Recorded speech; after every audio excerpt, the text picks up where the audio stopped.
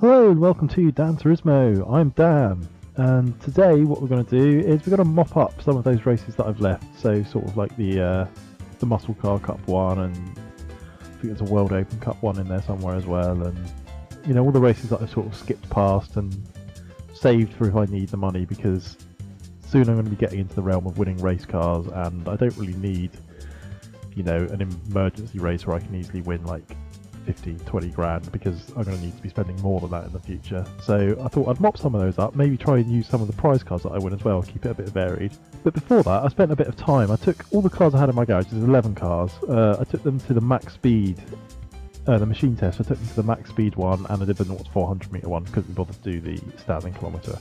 But yeah, this is the how it works out with all the max speed one, the max speed test. Unsurprisingly, all the cars that I haven't modified, i.e. the ones where I haven't put close ratio gearboxes sort of at the top,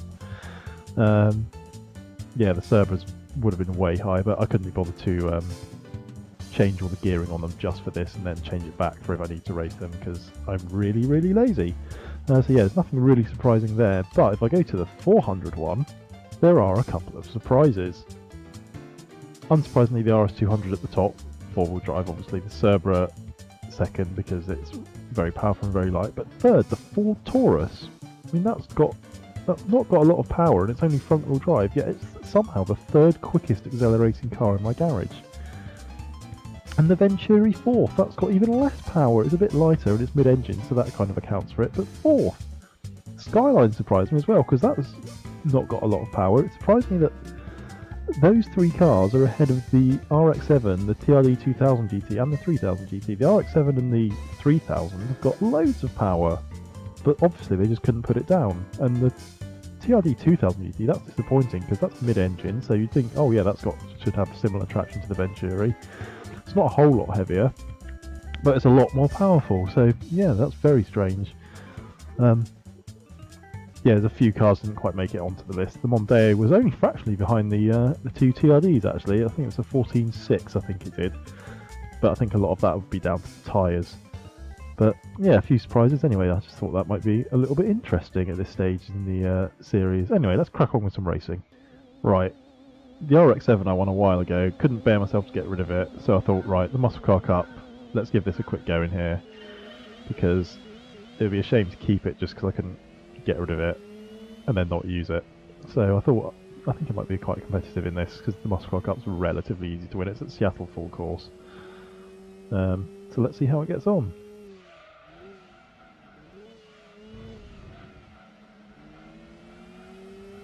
Well, it's very stable. Just ignore the fact that there are massive holes in the textures and you can see the front tyres through the doors. Wow, that is awful. Look at that. Okay. Oh no, it's not okay from the front. What's going on with the coding on this car? Jesus. It's like there's a hole in the top of the door and no front wing.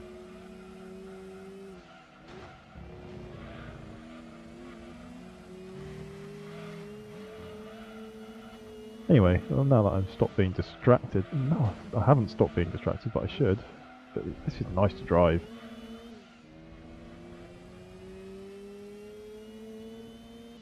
The sound is interesting. You can definitely tell that it's different. You can tell that they've tried to make it sound like a rotary. But wow, it's pretty awful, isn't it? As a noise. There's no bass to it. I know a rotary is a slightly higher pitch sounding sort of engine, but there's depth to it. This is just sewing machiney.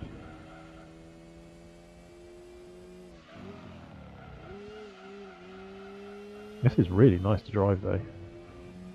Incredibly well sorted.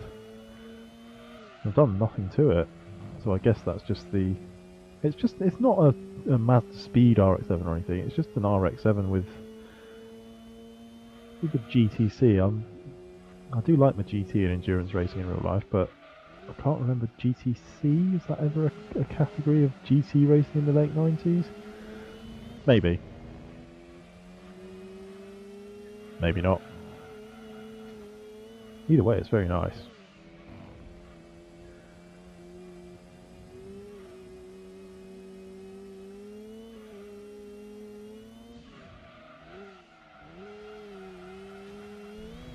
braked way too late there. Quite luckily there's no Shelby GT300 in this race, because this car... Oh, see, that's that corner. You get that corner right. I was still a bit too slow, but it felt nice.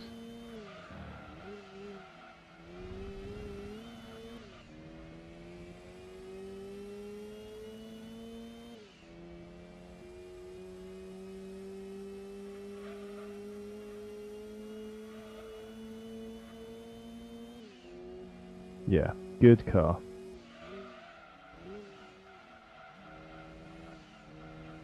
It's got a turbo on it as well, actually. Do RX-7s have turbos? I guess maybe they do.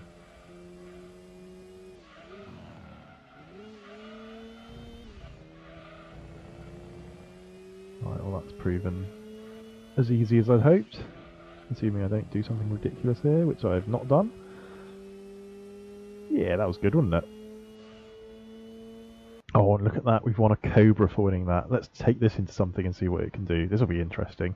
Right, now this is a race in the FR Challenge. The horsepower limit's 443, and this Cobra's up 420 something, isn't it? So, I thought for a moment then that none of the AI had spawned, but I was looking behind me. Anyway, yeah, so hopefully this should do well, but I've got a feeling that this has only got 4 gears, which are very, very close ratio.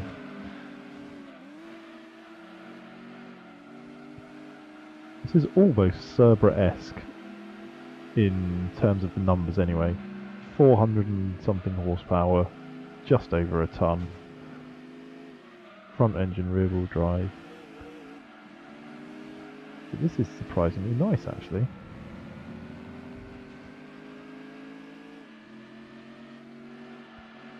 But like I say, I've got a feeling that 4th is as high as we're going to go in gears, and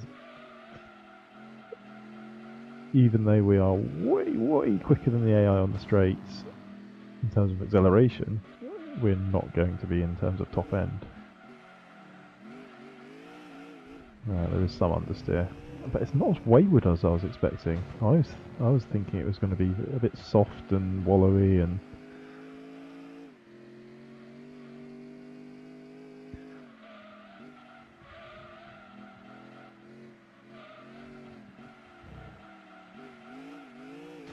Oh dear.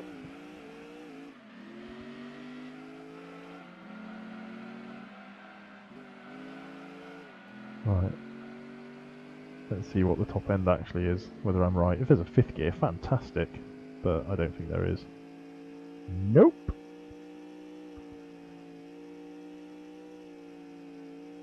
Right, we should be okay to win though, because it's so quick that the lack of top end doesn't actually hurt it too much. The lack of skill of the driver, on the other hand, may well. I do not like this track. I've said that already, haven't I? I won't go down that road again.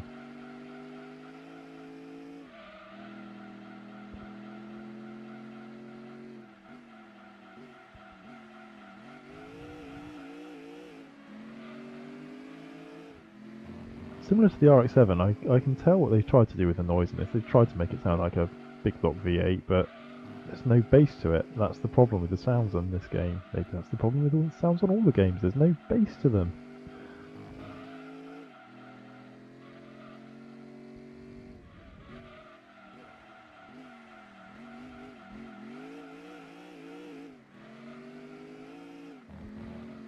It is nice to drive though, very much point and squirt, which I definitely like in a car, rather than carrying maximum amount of minimum corner speed. Just like to get it slowed down, turn it, then floor the throttle.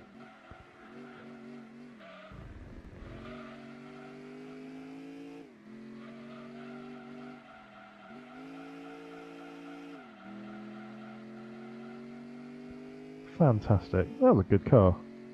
Definitely surprised by that. Thought I would win this race. Excuse me.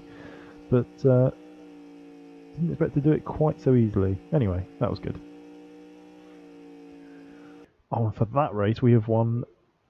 This is definitely a Gran Turismo 2 classic, the Nismo 270R. When you do, I think you do, if you do all the races in the like the Gran Turismo World Championship and all that, you unlock the event synthesizer, which at the time, well, theoretically, you enter a car in it and it chooses the tracks and opponents based on the car you've entered, but I don't think it was ever true because it was always stuff like the Nismo 270R, which is really quick when it's upgraded.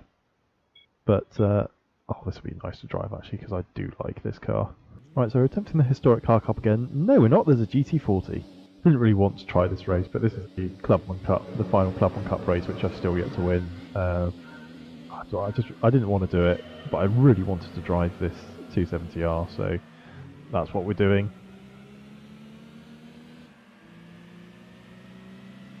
Yeah, for the first time, no TVR Chimeras, which could be a good thing, even though I don't think I've ever actually lost to one of them. But there's a BMW 8 Series. I do like them. Worryingly affordable in real life, anyway, as well. To buy, anyway. But, I imagine the running costs of spending like £6 on a 90s V12 BMW are quite significant. Oh dear, oh dear. I thought I'd take that nice and carefully, get a nice exit, and then the whole field just come lunging up the inside.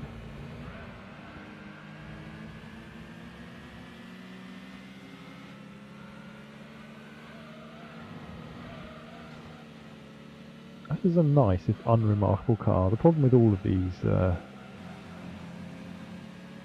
like the classic sort of tuner cars, I guess you call them on the early Gran Turismo games, is that they're no fun unless you actually whack a load of power on them. Well, I wouldn't say no fun, but they are more fun. They are more entertaining when you do that. Because this is just driving like your average 260 odd horsepower Japanese rear-wheel drive coupe. Oh dear. I really balls that up, haven't I? But thanks to the magic of Gran Turismo AI and Gran Turismo physics, I'm still within a second of the leaders. Oh look, 4/10. So that cost me 2 positions and maybe a second and a bit.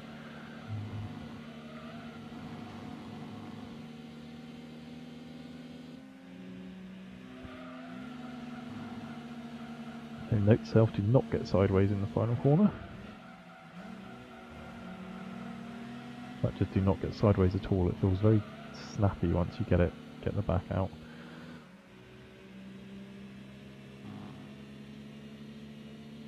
Right, let's see if I can take it properly this time. Yes, that's what I wanted to do the first time round. Thank you very much, XK8.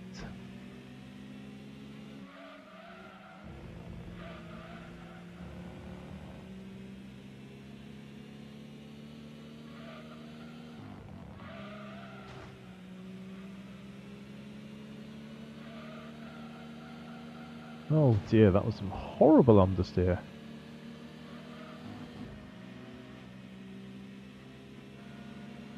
Right, well I don't think I've ever been in the lead going into the final 2 corners before, so in this race anyway.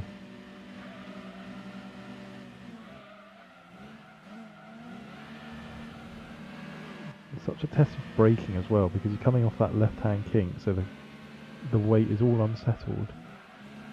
No, you don't. Ah, that should be it. Despite that desperate lunge from the Delta, yeah, you'd get back.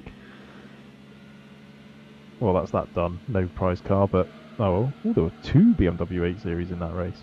Right, I've taken a decision to sell all of the prize cars that I've won. I know I said I wanted to keep them as like a record of what I have and like the cars I've used, but I'm starting to keep so many and like so many that it's starting to clutter up the garage. Look, as you can see, I've got loads of these cars here, and to be honest, probably half of them are just ones I've won and kept because I like them more. I can always win them back, but I'd like the garage to sort of remain as just a record of the progress of what I've bought, so you can see what has and hasn't worked, and also the money'd be nice as well. So let's get rid of all those. Right, there we go, that's all of them gone, and we're only left with 7 cars. But we do have almost 300 grand, so let's go and look for another race to do. I haven't done any of the lightweight K Cup yet. There could only be one choice of car for the lightweight K-Cup. Yes, I am in the Mitsubishi Pajero. I've given it some bitching rims as well. I've literally put everything I can on this. No power upgrades, of course. But, you know, I've spent like 100 grand on this thing, which is ridiculous. Then I've also put racing super soft tyres on it because I just want to win this event. This is the first event at Rome which has 147 horsepower as the limit. The other two have 98, so theoretically this should be the most difficult to win. But yeah, I've actually put a setup on this. As you can probably tell from the way the rev counter is wildly dancing, I've lowered and stiffened the suspension to the absolute max. I also put some camber on it, which you can't really see, which is disappointing. Oh my god, this stops like wow. I've also made the diff a bit ridiculous, so it should power slide, but it hasn't got enough power to do that, really, has it? But yeah, I couldn't go the series without driving this Mitsubishi Pajero. Really, could I? I got the feeling this can corner at some insane speeds. Oh my god! Take that, cappuccino. I'm sorry for the coughing today. Pitch. Oh my goodness me, this thing corners.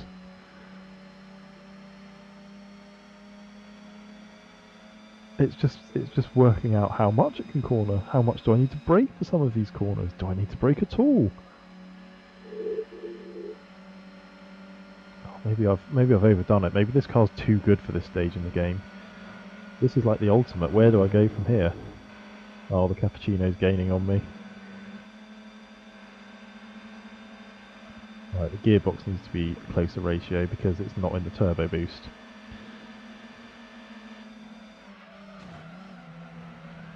Oh, didn't mean to hit the cappuccino there. But,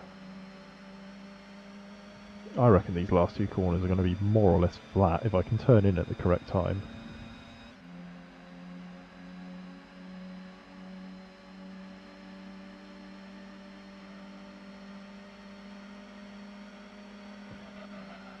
Oh yes, we're flat through there.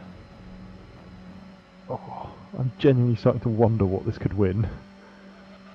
Oh, we're not flat through there. That may have been a step too far. Can I hold it off? You should be able to. Fantastic. Can't wait to take this on some other circuits. What a car. What a car.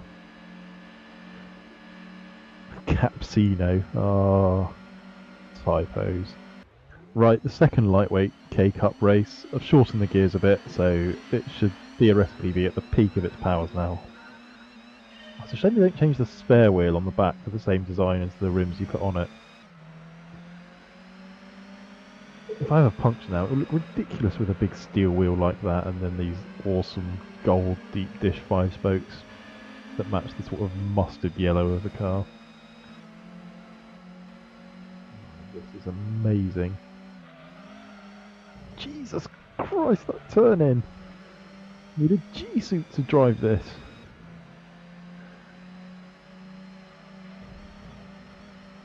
It's all about the turn-in point in this car. It's so responsive because I suppose it does not need to have racing soft tyres on it. I just did that as a joke, really. Oh,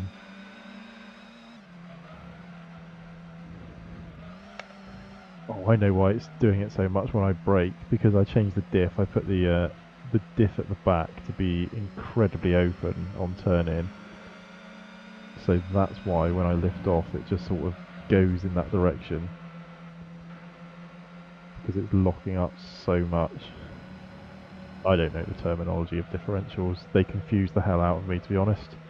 But I just know what putting a certain value at a certain end of the scale does to the car.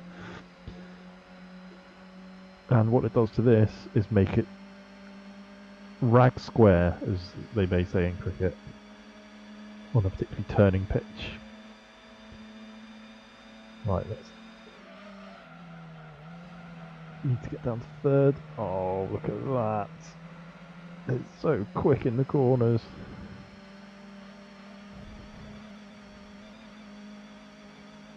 But it's almost so quick that it's losing all of the forward momentum as it turns because there's just so much lateral G.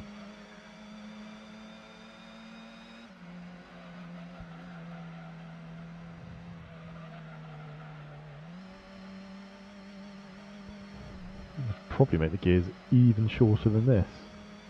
They were on 1 as standard in the auto ratio setting, so I put it up to 5 for the first race. That was way too wide, so I put it down to 3, and it's a bit better, but still a bit long, so I'm going to put it back down to 1. Oh no, I'm off the boost, and this wagon RRR, I hope that's the wagon RRR with its plethora of R's after its name. Yes, it is, look at that, all those R's. Yes, let's do the final race with the gearing on 1 and enjoy this Pajero some more. Right, Tahiti Road, we've put the gearing down to 1, last race of the lightweight K-Cup, let's do this. Oh, look at those rims. They're giving it all the speed, I know it. Oh, 4-wheel drive traction off the line, look at that, no wheel spin, despite the car's prodigious power, it can still put it down because I'm amazed the gearbox can handle all 63 brake horsepower, to be honest. This car's starting to glitch a bit as well, like the RX-7 did. At certain angles you can sort of see through to the other side of the car. Anyway, oh look at this. Oh, this chicane is going to be brilliant in this car if you get it right, I can tell. Oh, I turned in too early. Actually no, because that makes it sound like I made an error. What we'll say is that the car is so good that it basically responded to my input just by thought. So it was already turning before I'd even input the command. Oh, this corner at the end here. How quick can it take this? I reckon dabbler brakes. Swing it round. Oh, look at that. Except now we're totally off the boost. I'm assuming, being a full-on racing vehicle, the Mitsubishi Pajero, that the boost is somewhere up in the sort of 6,000 RPM range for the turbo. Oh yes, it's coming on song now. It's a shame you can't have a race version of this. You think it would be nice if it could just have like the Pajero Rally Raid livery from like the 80s or something that was in the later games. But then it wouldn't have this magnificent mustard paint job, would it? Oh, look at this.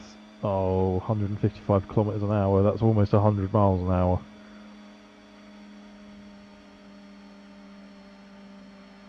I would take this onto the machine test and do a max speed and 0 to 400 challenge, but to be honest, I want there to be a hope for cars later on to top those charts. Oh, look at that. Oh, perfection. When you master this car, there is nothing that can stop it.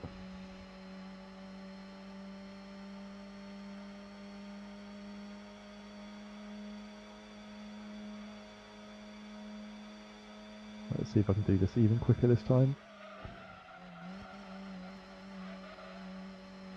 No, I did it about the same speed, but for some reason it managed to change itself down into 4th, which is better. Right, this would be a good lap. This could be a sub 1 minute 5. Oh no. There was something glitched with the game and now it's going to be a slow lap time. Oh, here we go. Oh, I can oh, it's so powerful, I only just missed the pit entrance wall. Oh, what a car. I've got to stop using this, otherwise the rest of the video series is going to be incredibly boring, me just winning everything comfortably in that Pajero. Fantastic. And as a reward for my efforts in dominating 3 hardest races in the game, I've got these things. What have we got here? A Mugen Beat. Fantastic, because the standard Honda Beat isn't powerful enough. So you obviously need a tuning company to come on and breathe new life into a car which is strictly bound by Japanese road car regulations and is therefore pretty much exactly the same, save for a few styling modifications and presumably some suspension tweaks. Bye-bye! What have we also got? The oh, this is like the first... that you win this for the first Sunday Cup race in Gran Turismo 1. Oh, that's iconic. I'm going to... No, I'll sell it. I was going to say I'll keep it and do a race in it, but there is nothing for me to do with that car, even though it's awesome. And we've got the Mugen CRX Pro 2. What happened to the Pro 1? Was it not Pro enough? Ah, Pro! Anyway, oh, that's some nice stats. Around 1,000 kilograms and 155 horsepower. Would love to use that in something, but I can't think what. Let's sell it.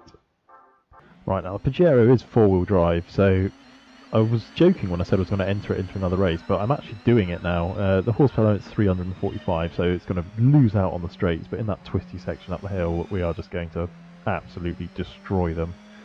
We can get a good... I don't know what I'm saying, I'm too excited by the prospect of this car getting to be driven again. Look at that, they've gained the lead, but they don't know what's to come.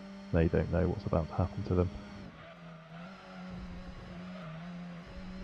Oh, look at the time gain through the hairpin. Sensational.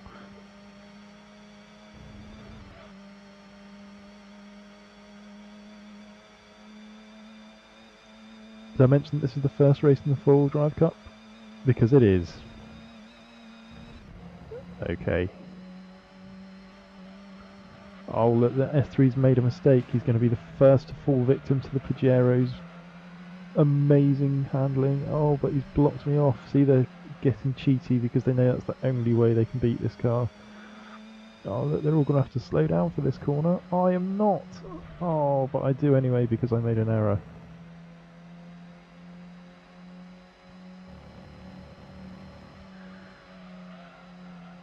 Right. Get in the toe.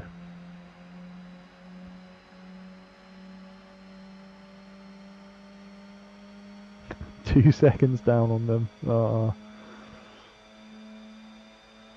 Definitely no rubber banding at work here, honestly. Oh dear. Oh god.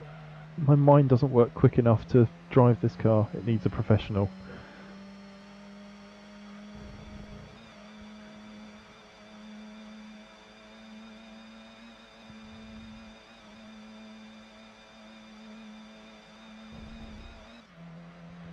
Right, this is where it matters. These corners here.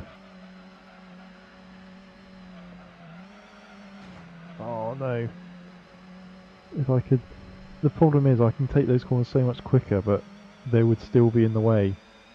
And that's the advantage that they have. Aside from, you know, having probably at least 250 horsepower more than me and... Oh, yes, look, come on. Come on. Yes, right. I've at least got the chance to beat a car. Yes! Oh, look at that. I gained 3/10 on that lap as well, so that's theoretically the fastest lap of the race. Look, the Pajero did not finish last in that race, and I'm sure with better driving I could actually win it because the finish line is so close to the exit of the final quarter. But I'm not going to do it again. Just the feeling of knowing that I could is enough. Right, I'm going to end this episode here because, quite frankly, how do you top the Pajero? Many ways, actually. The first of which we will do in the next video. I've no idea what I'm going to do. Actually, I said I was going to try and find a nice, powerful front-wheel drive car for some of the Super Touring races, didn't I? So I'll probably do that rather than getting distracted by prize cars and Pajeros. First album title right there. Anyway, yeah, so if you enjoyed this video, don't forget to like and subscribe. Dan out!